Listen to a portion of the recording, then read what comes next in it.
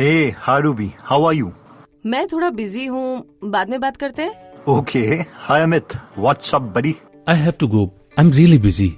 See, everybody is busy here, but the real question is, are you productive?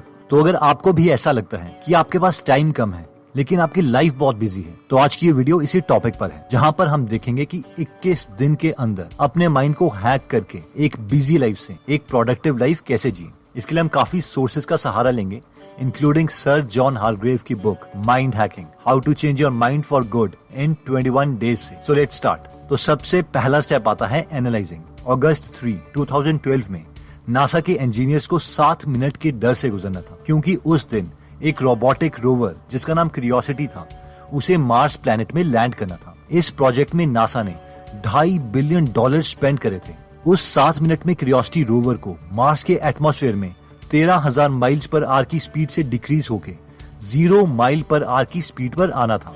अब क्योंकि अर्थ से Mars तक के सिग्नल के लिए 14 मिनट लगते हैं, इसीलिए क्यूरियोसिटी रोवर को लैंड करते वक्त पहले से सेट कमांड्स को ही यूज करके लैंड करना था। फाइनली इस सारे कॉम्प्लेक्स ऑपरेशंस के बाद क्यूरियोसिटी रोवर मार्स में लैंड कर गया। ऑथर कहते हैं कि इस रोबोट में कमाल के थर्मोमीटर, कैमरा और सेंसर्स लगे थे, जिन्हें अर्थ में बैठे नासा इंजीनियर्स कंट्रोल कर रहे थे। अगर हम खुद को देखें तो हम भी इस रोबोट की तरह ही हैं। बेशक हमारे पास इस रोबोट की तरह कैमरा या थर्मोमीटर ना हो, लेकिन हमारे पास आंखें हैं, नाक है, कान है और स्किन है, जिसे हमें डेटा मिलता है। अब जैसे क्यूरियोसिटी रोवर के पास माइक्रो प्रोसेसर है, यानी एक चिप है ब्रेन की तरह जो सेंसर्स को कंट्रोल करती है, वैसे ही हमारे पास माइंड है जिससे हम अपने सेंसर्स कंट्रोल करते हैं। लेकिन सवाल ये है कि क्यूरियोसिटी रोवर के माइक्रो प्रोसेसर को कौन कंट्रोल कर रहा था, यानी उसके ब्रेन को कौन कंट्रोल कर रहा था? ऑब्वियसली अर्थ में बैठे नासा इंजीनियर्स। और वैसे ही हमारे माइंड को कौन कंट्रोल करता है? और वो है हम। 21 दिनों में अपने माइंड को हैक करने का सबसे इम्पोर्टेंट कॉन्सेप्ट इससे आता है कि you are not your mind, यानी हम और हमारा दिमाग अलग है। इस कॉन्सेप्ट को समझने के लिए एक सिंपल एग्जांपल लेते हैं। मान लीजिए आप मूवी देखने मूवी थिएटर में जाते हैं। मूवी स्टार्ट होने से पहले आपका माइंड एनालिसिस करता है और सोचता है यार ये मूवी कैसी होगी, और आप एक्साइटेड हो जाते हैं। अब मूवी स्टार्ट होती है और मूवी के डायरेक्शन, सिनेमेटोग्राफी, एक्टर्स की एक्टिंग इतनी अच्छी है कि आप मूवी में ही खो जाते हैं। मूवी के इमोशंस के साथ हंसते हैं, रोते हैं। हम ये भूल जाते हैं कि ये मूवी है और हमें लगने लगता है कि ये रियलिटी। एग्जैक्टली इसी तरीके से हमारा माइंड और हम दो अलग चीजें हैं। जो माइंड सोचता है वो रियलिटी नहीं है, लेकिन हम उसे मूवी की तरह रियल मान लेते हैं और इमोशंस में आ जाते हैं, फ्यूचर या पास्ट के बारे में सोचने लग जाते हैं। इसीलिए हमें अगले 21 दिनों तक एक माइंड गेम खेलनी होगी, और वो माइंड गेम ये है कि जैसे ही हमें इस वीडियो की याद आती है, हमें खुद से सिंपल एक क्वेश्चन पूछना है, और वो है कि मेरा माइंड इस वक्त क्या सोच रहा है। That's it. और सिर्फ ये सोचने से कि हम और हमारा माइंड अलग है, हमारा माइंड हैकिंग का प्रोसेस शुरू हो जाएगा। नेक्स्ट स्टेप एनालाइजिंग में आता है रिक्लेमिंग अटेंशन और रिट्रेनिंग योर कंसंट्रेशन। आइए इसे सिंपल वर्ड्स में समझते हैं। रिक्लेमिंग अटेंशन का मतलब है कि हम कॉन्शियसली दिन में थोड़े टाइम के लिए गेम नंबर 2 प्रैक्टिस करेंगे, जिसका मतलब है कि हम अपनी अटेंशन किसी को भी नहीं देंगे।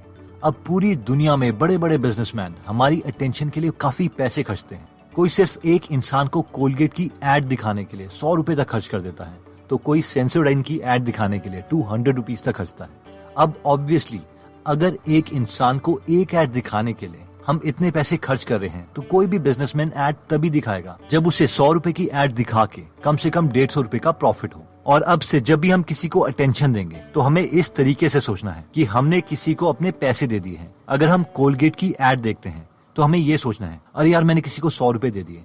सेंसोडाइन की एड देखते हैं तो हमें ये सोचना है कि हमने इन्हें 150 रुपए दे दिए। और कम से कम हमें दिन में 1 आवर के लिए अपनी अटेंशन किसी को नहीं देनी है। इसीलिए अगले 21 दिन के लिए 1 घंटे के लिए हर रोज हमें कोई मैसेजिंग एप्लीकेशन, कोई text messages, internet distraction, Audible visual notification बंद कर देनी है और अपनी अटेंशन को रिक्लेम करना है। अटेंशन रिक्लेम करने के बाद आता है रिट्रेनिंग योर कंसंट्रेशन, यानी हमें अपने माइंड को अब ट्रेन करना है कि वो वही सोचे जो हम चाहते हैं, जिसके लिए हमें हर रोज सिर्फ 10 से 20 मिनट में माइंड गेम नंबर 3 खेलनी है, और वो है सी योर ब्रेथ, यानी एक शांत जगह में बैठ के बस अपनी सांसों को ऑब्जर्व करना है कि हम ब्रीथ कैसे करते हैं। हमारा माइंड बीच में कुछ और सोचने लगेगा, बट इट्स ओके। लेकिन दोबारा से हम अपने माइंड को टास्क देंगे कि वो ब्रेथ के बारे में सोचे। अब अपना माइंड हैक करने का नेक्स्ट इंटरेस्टिंग स्टेप आता है इमेजिनिंग। एल्बर्ट आइंस्टाइन ने कहा था, imagination is more important then knowledge. लेकिन आपको पता है कि आइंस्टाइन के स्कूल टीचर्स क्या बोलते थे? आइंस्टाइन के एक टीचर ने आइंस्टाइन के डिसओबीडियंस को देखते हुए कहा था, तेरा जिंदगी में कुछ नहीं होगा। और एक्चुअल में ऐसा लग भी रहा था, क्योंकि आइंस्टाइन एक लो लेवल गवर्नमेंट जॉब कर रहे थे। वो एक 3rd क्लास पेटेंट क्लर्क थे। जब उनका प्रमोशन का टाइम आया तो वो 2nd क्लास पेटेंट क्लर्क बनने वाले थे, लेकिन उन्हें प्रमोशन नहीं दी गई, क्योंकि आइंस्टाइन के सीनियर्स ने कहा था कि आइंस्टाइन को बहुत कम नॉलेज है मैकेनिकल इंजीनियरिंग के बारे में। लेकिन इस जॉब में आइंस्टाइन के पास एक सबसे अच्छी चीज थी, और वो था टाइम। और इस टाइम के साथ उनके पास था दुनिया का सबसे बड़ा टूल, इमेजिनेशन। आइंस्टाइन हमेशा अपने फ्री टाइम में लाइट के बारे में हमेशा इमेजिन करते रहते थे। क्या होगा अगर मैं लाइट के साथ ट्रैवल करूं? क्या होगा अगर मैं एलिवेटर से गिर जाऊं? और इस इमेजिनेशन की वजह से वो दुनिया के नंबर 1 फिजिसिस्ट माने जाते हैं। इसलिए जो भी चीज हम इमेजिन करेंगे हमारे साथ वही होगा। अगर हम इमेजिन करते हैं कि हमारी शादी अच्छी नहीं चलेगी तो वैसा ही होगा। अगर हम इमेजिन करते हैं कि हम एक अच्छी बॉडी शेप अचीव नहीं कर पाएंगे तो वैसा ही होगा। अगर हम इमेजिन करेंगे कि हम रनिंग में अच्छे नहीं हैं तो हमारी बॉडी वैसे ही रिस्पॉन्ड करेगी। अब कई लोग सोचेंगे कि यार ये तो बकवास है। अगर मैं सोचूंगा कि मैं करोड़पति बन जाऊं तो क्या मैं एक्चुअल में करोड़पति बन जाऊंगा? अब ऑब्वियसली ऐसा भी नहीं होगा। लेकिन अगर हम डिटेल में करोड़पति बनने के प्लान्स इमेजिन करते हैं तो माइंड हमेशा एक्टिव स्टेट में रहेगा, और जिस मूवमेंट में हमें कोई पैसा कमाने की अपॉर्चुनिटी दिखेगी तो हम उसे पा लेंगे। और ये साइंटिफिक स्टडीज से प्रूव्ड है। For example, psychologist Laura king ने काफी सारे स्टूडेंट्स लिए और उन्हें 2 ग्रुप में डिवाइड किया, ग्रुप ए और ग्रुप बी। ग्रुप ए में कोई इंटरवेंशन नहीं की गई, लेकिन ग्रुप बी के स्टूडेंट्स को बोला गया कि रोज 20 मिनट तक अपने गोल्स लिखो, बड़े ऑडेशियस गोल्स, और उनके बारे में डिटेल में इमेजिन करो कि तुम वो अचीव कर चुके हो। इस एक्सपेरिमेंट का रिजल्ट ये था कि ग्रुप बी वाले स्टूडेंट्स जिन्होंने इमेजिनेशन की थी वो ग्रुप ए के स्टूडेंट्स के कंपैरेटिवली ज्यादा पॉजिटिव, हेल्दी और सक्सेसफुल रहे। 21 दिन में माइंड हैकिंग का नेक्स्ट स्टेप आता है रीप्रोग्रामिंग। एडिसन को एक काफी सक्सेसफुल इन्वेंटर माना जाता है, जिनके नाम पर 1000 से ज्यादा पेटेंट्स थे। आप जानते हैं कि एडिसन की सबसे बड़ी लीगेसी क्या थी?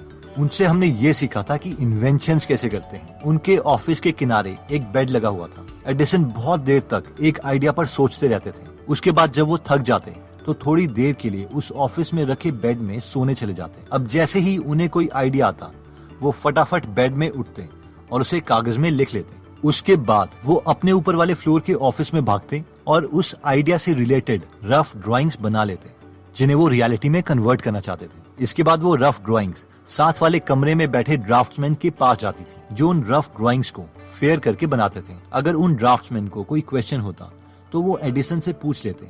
उसके बाद वो ड्राइंग्स मशीन हॉल में जाती, जहां पर उस ड्राइंग को रियलिटी में कन्वर्ट करने के लिए उस ड्राइंग के हर एक पार्ट को बनाया जाता, और फाइनली इन सब पार्ट को असेंबल करके पूरी मशीन तैयार होती थी। आइंस्टाइन बहुत प्राउड होके बोलते थे, हम एक लेडी वॉच से लेके पूरी लोकोमोटिव बना सकते हैं।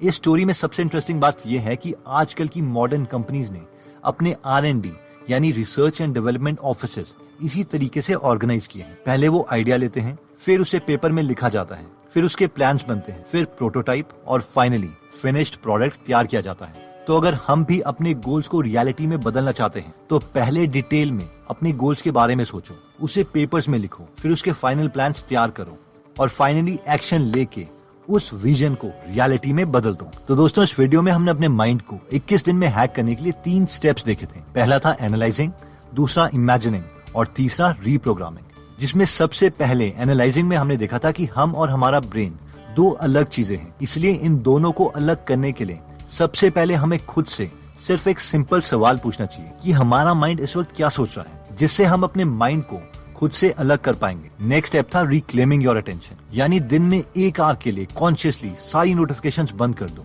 और फाइनली था रीट्रेनिंग योर कॉन्सेंट्रेशन, जिसमें हमने देखा था कि अपनी ब्रेथ पर फोकस करने की माइंड गेम खेलो, ताकि हम अपने माइंड को ट्रेन कर सके कि उसे वही सोचना है जो हम चाहते हैं, ना कि जो वो चाहता है। नेक्स्ट स्टेप था इमेजिनिंग, जिसमें हमने देखा था कि हमें कॉन्शियसली डिटेल में वो चीजें इमेजिन करनी है जो हम बनना चाहते हैं। और थर्ड स्टेप था रीप्रोग्रामिंग, जिसमें हमने देखा था कि अपने गोल्स पाने के लिए पहले किसी चीज पर कॉन्सेंट्रेट करो, फिर उस प्लान को रफ पेपर में लिख लो, फिर उसके बाद फाइनल टेंटेटिव प्लान्स बनाओ, और फाइनली एक्शन लेना है ताकि हम अपनी विजन को रियलिटी में कन्वर्ट कर सके। दोस्तों, अपने माइंड को पॉजिटिवली प्रोग्राम करने के लिए एक और बेस्ट मेथड है, और ये है कि हम इस नेगेटिव सोसाइटी में अपने लिए एक ऐसा एनवायरनमेंट क्रिएट करें जिससे हम हमेशा पॉजिटिव आइडियाज अपने माइंड में डालते रहें। अब ऑब्वियसली सवाल ये आता है कि ये हम करेंगे कैसे, क्योंकि कोई ना कोई हर रोज हमारे माइंड में नेगेटिव चीजें डालता ही रहता है। तो इसके लिए हम रेकमेंड करेंगे कि आप बुक्स पढ़ो। अगर सबके सामने बुक्स पढ़ने में हमें शर्म आती है, या फिर हमारी इंग्लिश प्रॉब्लम है, या हमारे पास टाइम नहीं है, तो इसके लिए आप गीगल एप्लीकेशन डाउनलोड कर सकते हो, जहां पर आप हिंदी में फ्री में बुक समरीज सुन सकते हो। इस प्लेटफॉर्म पर 130 से ज्यादा free Hindi book summaries available हैं, जो हम पढ़ भी सकते हैं और सुन भी सकते हैं। अगर आप इस ऐप में इंटरेस्टेड हो तो इसका लिंक हम डिस्क्रिप्शन में दे देंगे। एनीवेज दोस्तों, अगर आपको हमारी मेहनत पसंद आई और अगर आप ऐसी नॉलेजेबल वीडियोस मिस नहीं करना चाहते तो सब्सक्राइब करने के बाद आप बेल का बटन जरूर दबा दीजिए। आप कमेंट करके ये भी बता सकते हैं कि आप नेक्स्ट वीडियो किस टॉपिक पर चाहते हैं। जल्द ही हम आपसे दोबारा मिलेंगे। जय हिंद।